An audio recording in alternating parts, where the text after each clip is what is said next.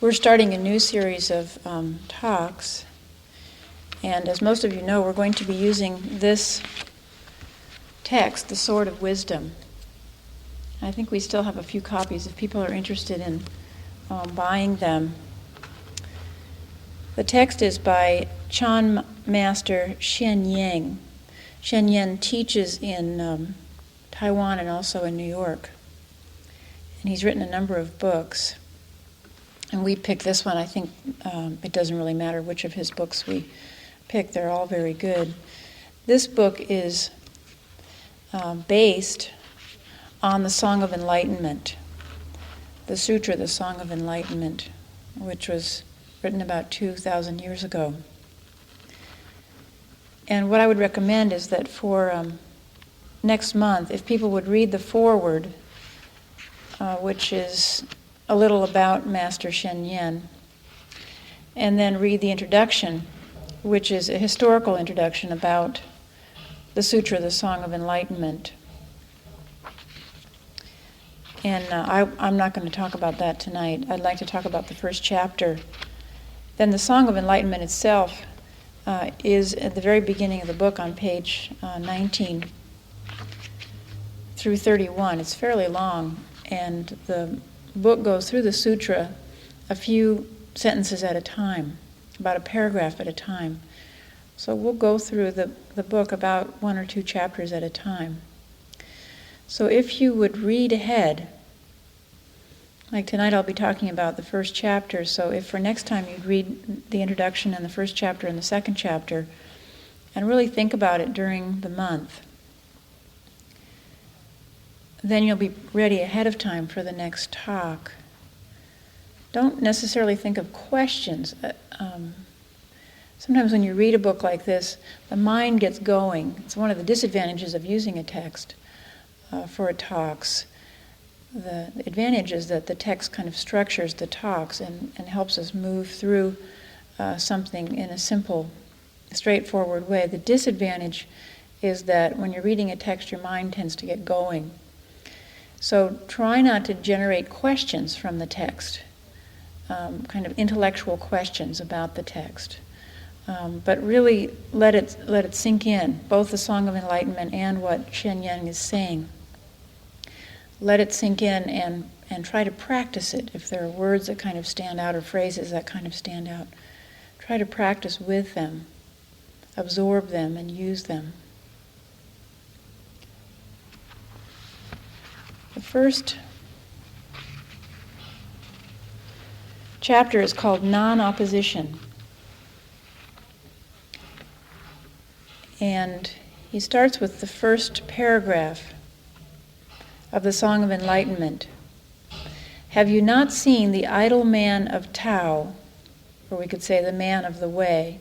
Have you not seen the idle man or woman of the way, who has nothing to learn and nothing to do, who neither discards wandering thoughts nor seeks the truth? The real nature of ignorance is Buddha nature. The illusory empty body is the Dharma body. I'll read it once again because that's the basis of the first chapter. Have you not seen the idle man or woman of the way, who has nothing to learn and nothing to do, who neither discards wandering thoughts nor seeks the truth? The real nature of ignorance is Buddha nature. The illusory empty body is the Dharma body.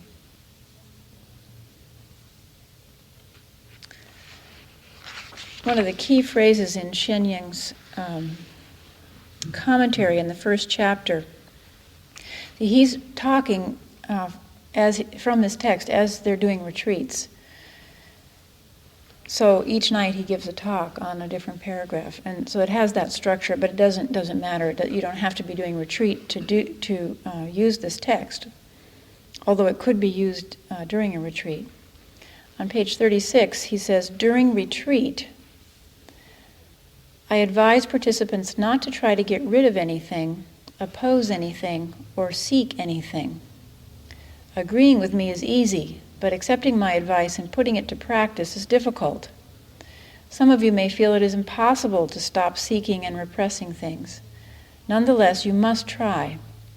I will repeat this over and over, because if I do not, you will create more obstructions in your desire to stop wandering thoughts and to gain enlightenment. There is no need to dispel wandering thoughts.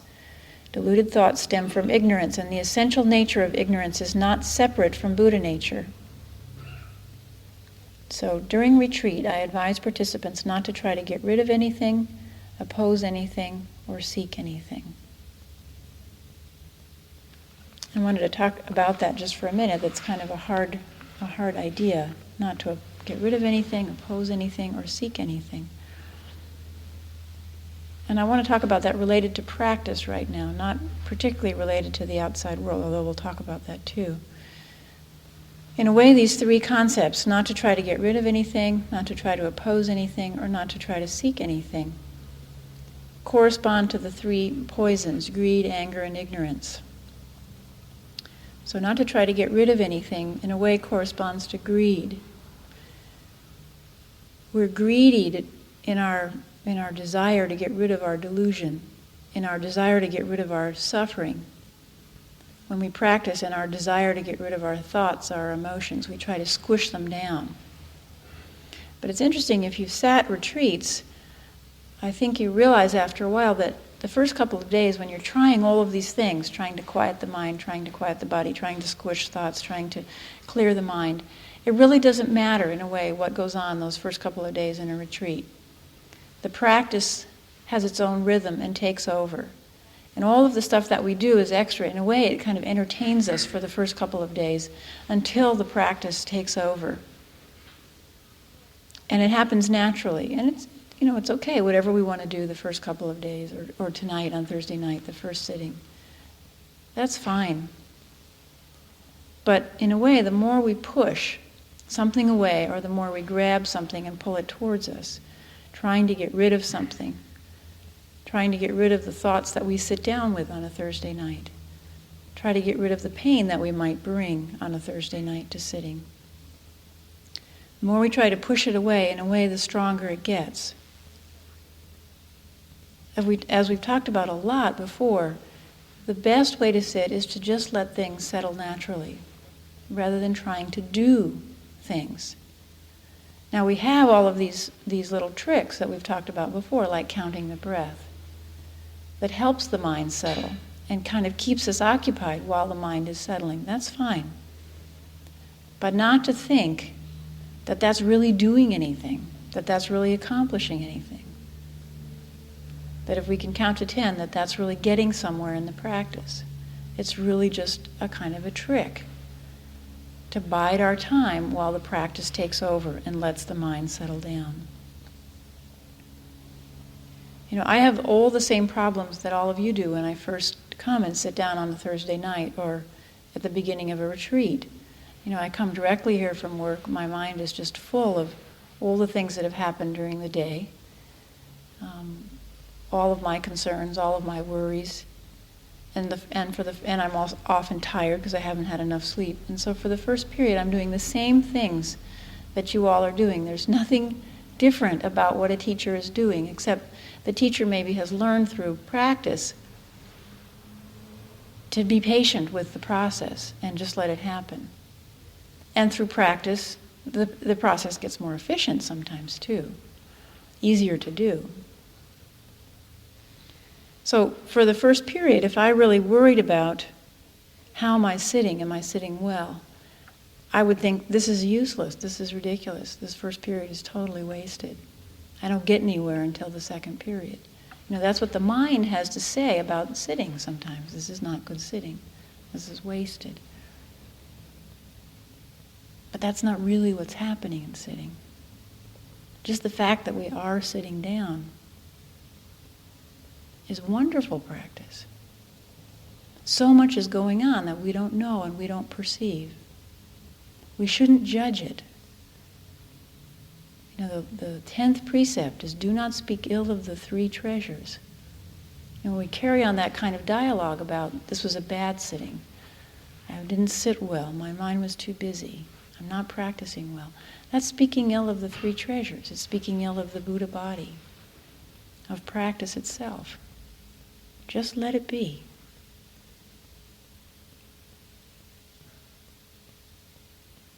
So not to try to get rid of anything, not to be greedy, to get rid of anything or get anything.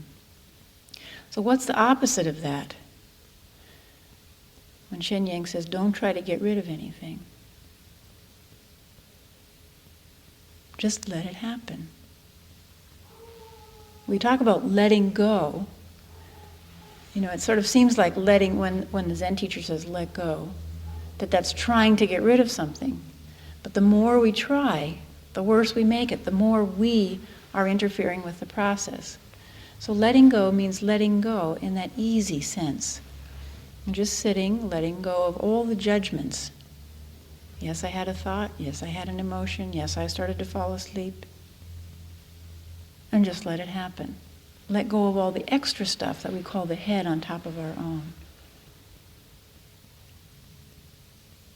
Then the second thing Sheng talks about is not to try to oppose anything. Not to oppose anything. In a way that corresponds to the poison of anger. What is anger? Anger is really opposing something. Anger is the thought or the emotion, no. I don't like this. I don't want this. I don't want this to happen. Stop. So anger and opposition go together. Sheng titles this chapter Non-Opposition. You could call it non-anger if you wanted to. Anger is the more overt manifestation of it. Opposition is a more subtle manifestation of it. Not to oppose anything. For example, tonight during the second period, I was just trying this as a practice, non-opposition. And I would recommend that for the next month. Take the title of this first chapter and really practice it, non-opposition. I don't mean lie down and be a jellyfish, but just think when something comes up in life that's difficult. Think of non-opposition. So some examples. My father called last night and he said that he might have prostate cancer. So, my immediate thought and my immediate reaction, which is natural for anyone who loves someone who might be ill and might die, is no. I don't want this to happen. Well, what does that do? That causes suffering for me and for him. Am I going to change the fact that he might have cancer by saying no, by opposing it? No. What will happen will happen. All I will do is add suffering for me and for him.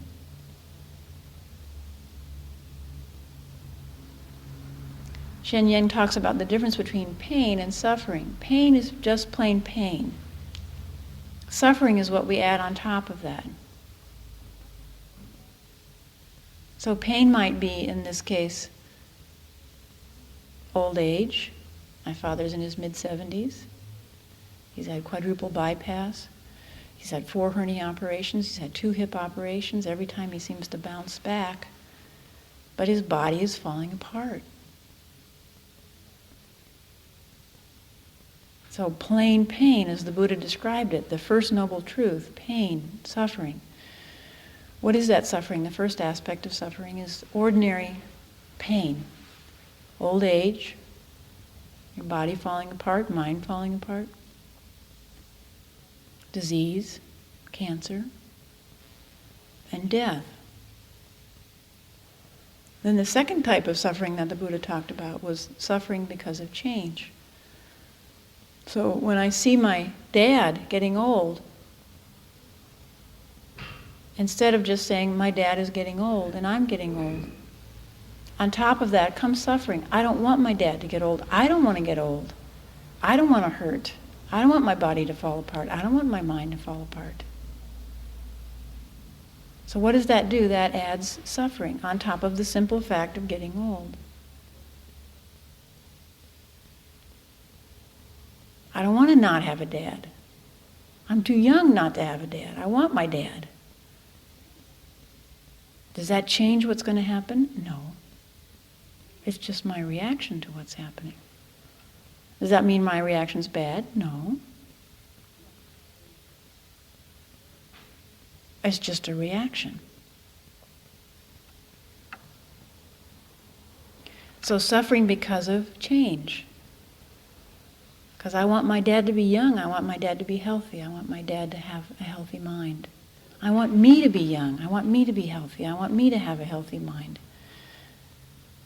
And if he gets sick and he dies, then that advances me forward into the front guard. That means I'm next. That's scary. So suffering because of change.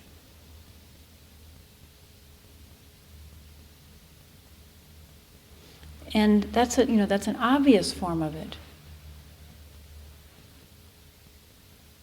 But there are subtle forms of it. Like tonight in the second period, I was looking at opposition, the subtle forms of opposition. So for example, the cushion that I was sitting on was hard, and I sat for about a half an hour before the first period began. So towards the end of the second period, the right part of my rear end was getting quite uncomfortable. And so I was starting to do this very subtle wiggling with my right buttock to kind of relieve the pressure. Well, what is that? That's opposition, a subtle form of opposition.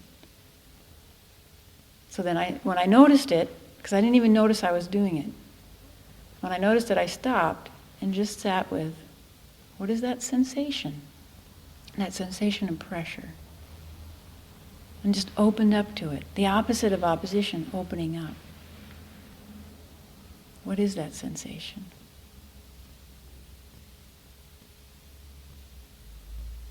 And then the next sort of subtle form of opposition that came up is I was getting too hot because the heat was on, and I have one extra layer tonight that I don't usually wear. I don't like being hot. So I started getting hot, and I noticed that there was this sort of subtle opposition to being hot. So as soon as I noticed it, let it go. Because is it going to change things to oppose being too hot? No. I'm still going to be hot. I'm still going to be warm. Too is the value judgment in there. See, that's the subtle opposition. I'm too hot. Not just hot. Hot's okay, but too hot is opposition. So just be hot. So as soon as I notice that subtle opposition, let it go, flip over, and just be warm, be hot. So it's a very interesting practice, non-opposition. Try it this next month. Try it probably first while you're sitting, and just notice opposition as thoughts come up, as sensations come up. Notice that movement into opposition.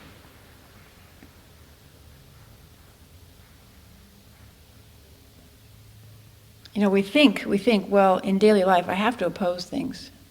I mean, this life is not going to work unless I oppose things. I mean, we have to oppose war, and we have to oppose human suffering, and we have to oppose pollution of the environment, and we have to oppose, Bush getting elected, or Clinton getting elected, or whatever we think has to be opposed.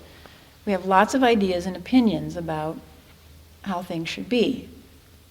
And that's okay, that's fine to have them. But to realize that our very opposition may have many profound and subtle effects that we're not aware of. It may even prolong the very thing we're trying to get rid of. Not that that's good or bad, just to realize it, that our very thoughts and our very emotions have impact in the chain of cause and effect.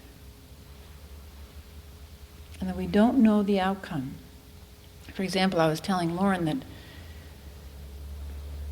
several years ago when I was at the Zen Center and I was sitting all the time, it seemed like cause and effect, like karma, cause and effect was almost speeding up in my life. And instead of having, doing something and then noticing the effect a day later, a week later, 2 weeks later, it would be almost like instantaneously it would turn around and I would notice the effect. And it got to be kind of scary to see that happening so fast. And recently I had an example that kind of brought that up to mind again. I'm just writing a chapter for a child abuse textbook on child abuse by poisoning. And since 1985, up until this year, we've had only one case of child abuse, a child dying by poisoning. And I started writing this chapter late last year. And since I started writing the chapter, we've had 3 deaths in the state of child abuse by poisoning. And, I started to get a little worried that maybe all the energy that I'm putting into this chapter, into thinking about child abuse by poisoning, is maybe having an effect. Now, I mean, you can say that's silly, and it kind of is silly, but still, when your mind is really quiet, you can see things happening like that. That a thought has a reaction, an action, a physical action has an action. And not always the one that we anticipated. I was also doing a talk. I did a talk at the end of last year for a huge conference of pediatricians from around the country on child fatalities. Can we prevent them? And I'm doing writing something on child abuse fatalities. Can we prevent them? Child fatalities by child abuse. And as I'm working on that concept this year, we've already had more child abuse deaths in Oregon than we had all of last year in the entire year. So it gets a little scary, you begin to wonder, maybe I shouldn't turn my energy so strongly this way or that way. I'm not saying that I shouldn't do that, but just to be aware of thoughts and actions and their reactions.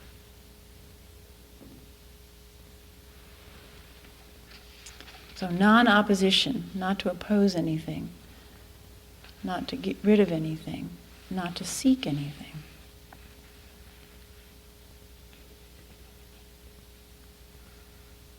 Not to seek anything, that in a way corresponds to ignorance. It's ignorance to think that there is anything to seek outside of this life. And we all are ignorant. We all think to one degree or another that there is something to seek outside of this life. That this life is not the Buddha life, the enlightened life. That this body is not the Buddha body.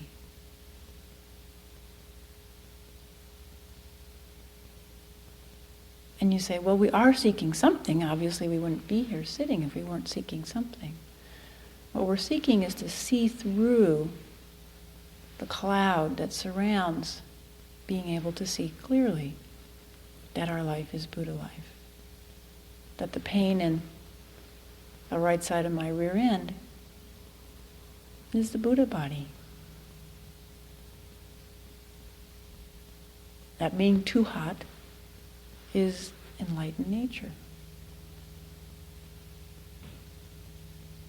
That giving a talk, listening to a talk,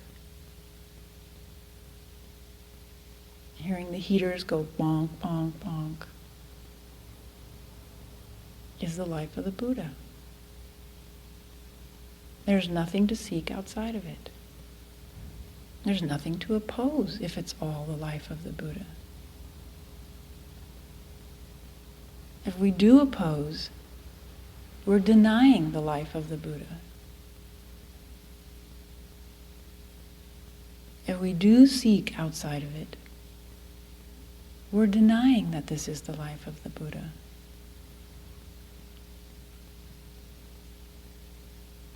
So to sit in full confidence that this is the life of the Buddha, including the pain in your knee, the pain in your back, the distracting thought, the too hot, the too cold. This is the life of the Buddha.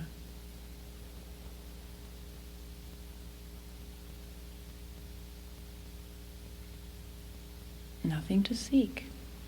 Just sit down, quiet down, and it will become obvious.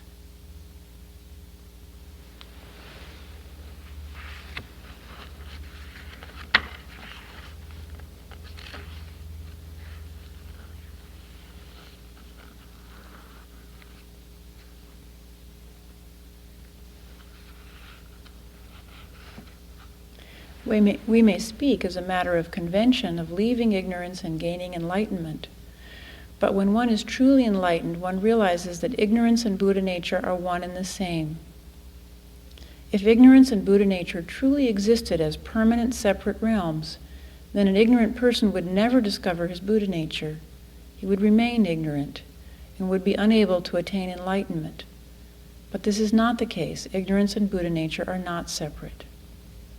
In making the transition from ignorance to Buddha nature, you will realize that ignorance does not really exist. If it did, we would all be bound to it forever.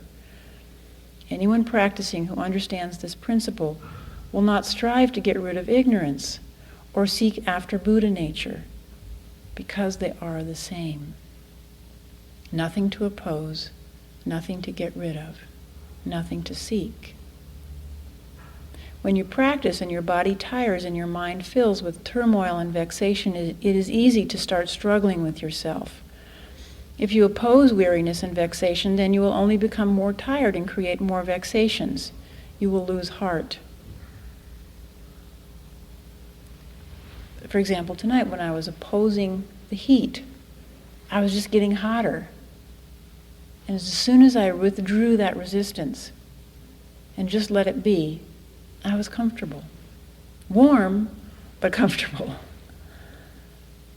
If you oppose weariness and vexation, then you will only become more tired and create more vexations. You will lose heart. It is better if you say to yourself, this is ignorance, and ignorance itself is Buddha nature. I won't resist, I won't get angry, I won't fight my condition.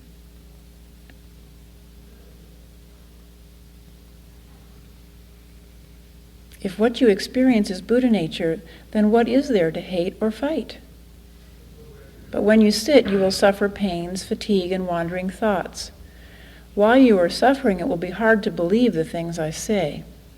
It is difficult to relax and allow things to be as they are. You may even think that these obstacles arise precisely because you are practicing the way, that somehow the pains have a mind of their own and they are waiting for you to sit and meditate. When you become enlightened, you will realize that vexations are Buddha nature, and in fact, ignorance does not exist.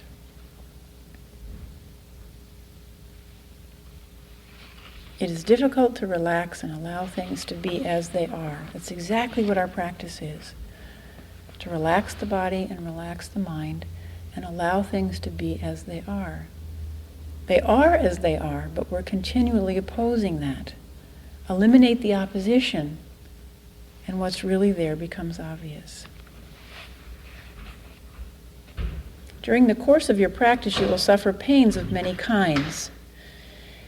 Even if you have not yet realized that the physical body is the same as the Dharma body, you should at least have faith that it is so. If you have faith, then you will not be vexed or distracted by sensations that arise in your practice, whether they be painful, pleasurable, or even blissful. The Dharma body is pure and immutable. It does not experience sensation. You should regard all sensation in your practice as illusions. Let them come and go. Do not attach to them.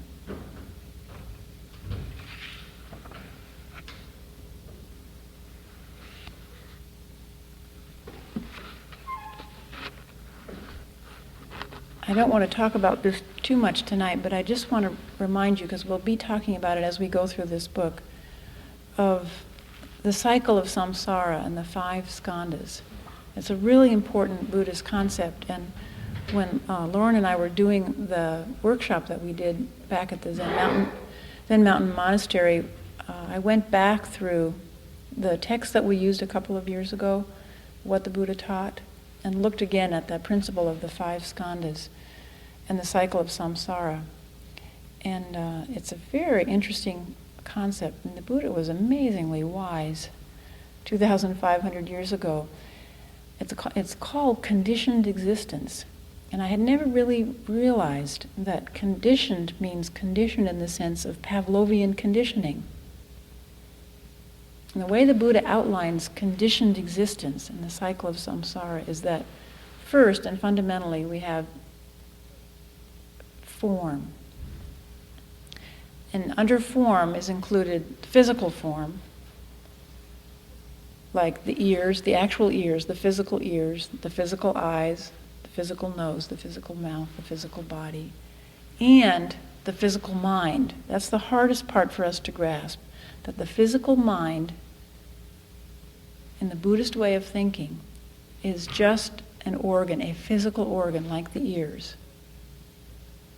And then we have the physical phenomenon that we say are out here. We have the physical phenomenon of sound waves, the vibrations in the air that represent sound, and then light waves, the photons and the vibrations in the air that represent light,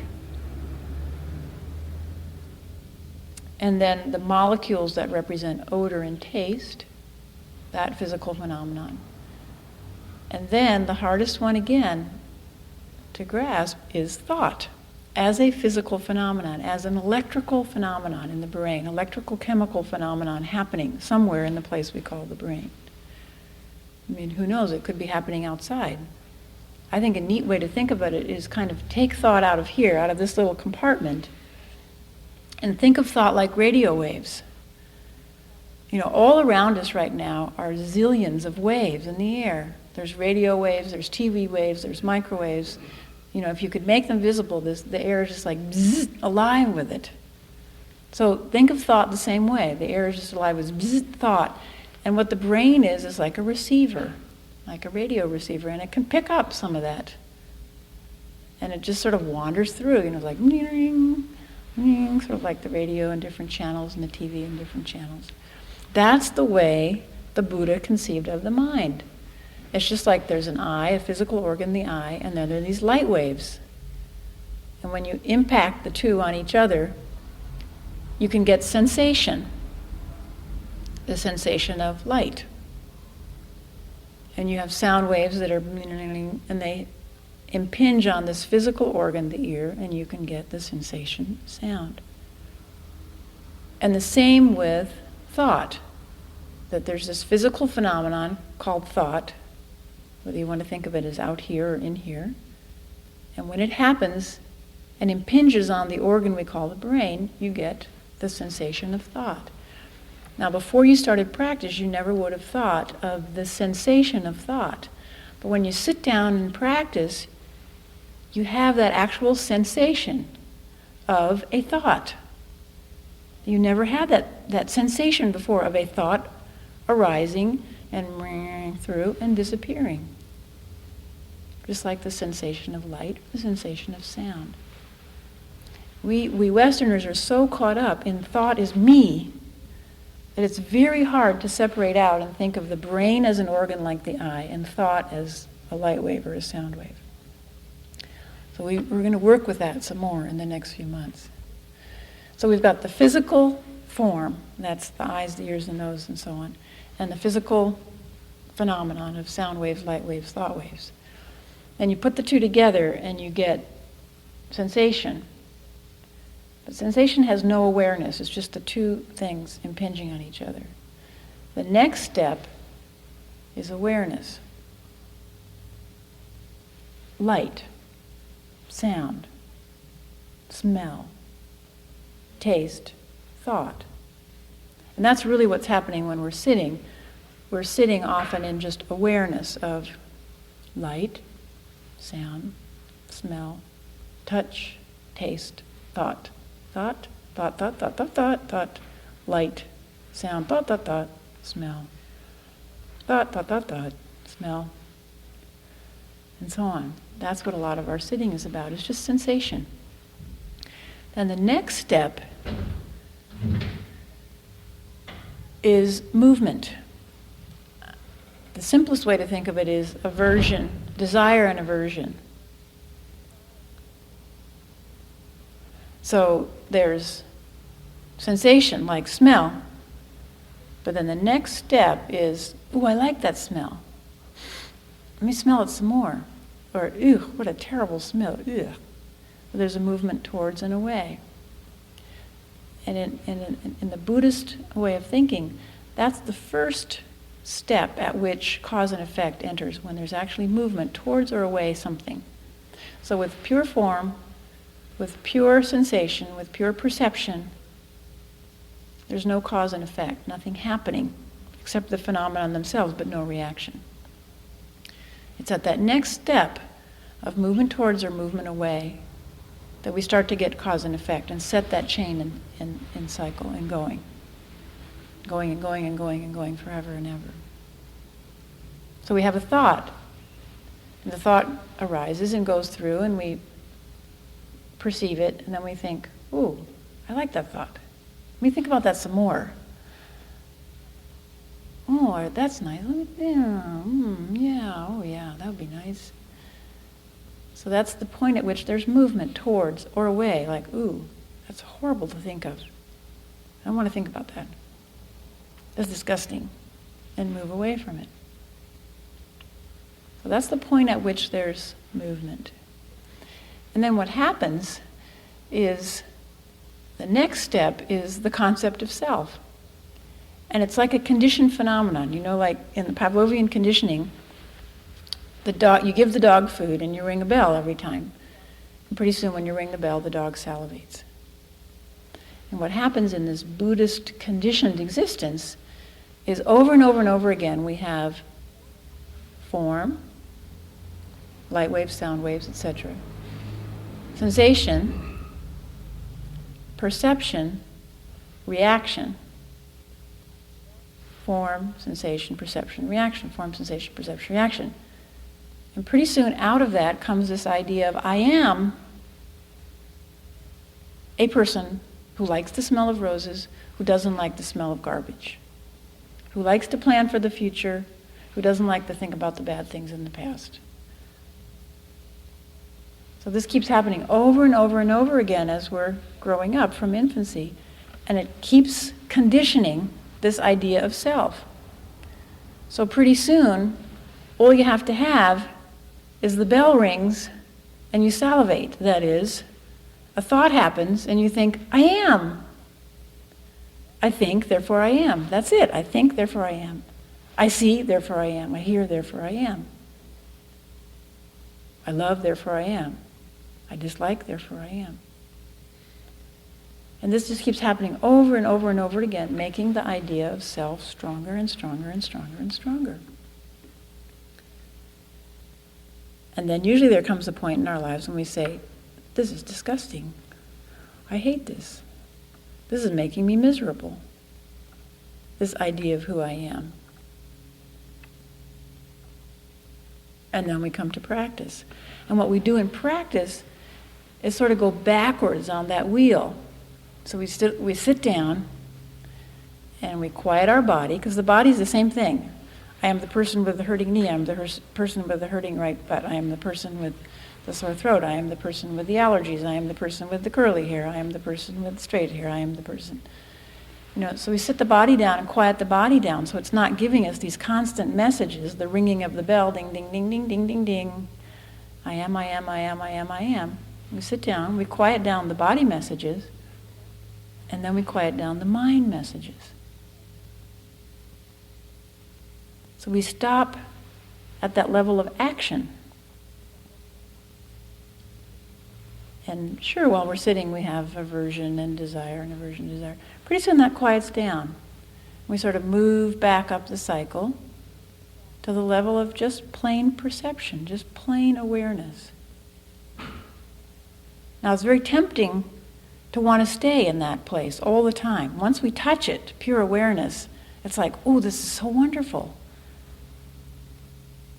There's no me here, there's just things happening.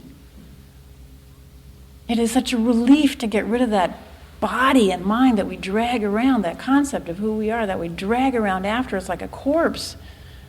It is so great to get rid of it and just have pure awareness happening. That we want to stay there. And after a retreat's over, we think, oh, this is so terrible, I have to go back and be myself. But there's nothing wrong with being ourselves. We are who we are. We are all of that. We are the form, we're the sensation, we're the perception, we're the discrimination towards and against, we're the action, we're the concept of self. It's just that the concept of self has taken up 99.999% of our awareness of who we are.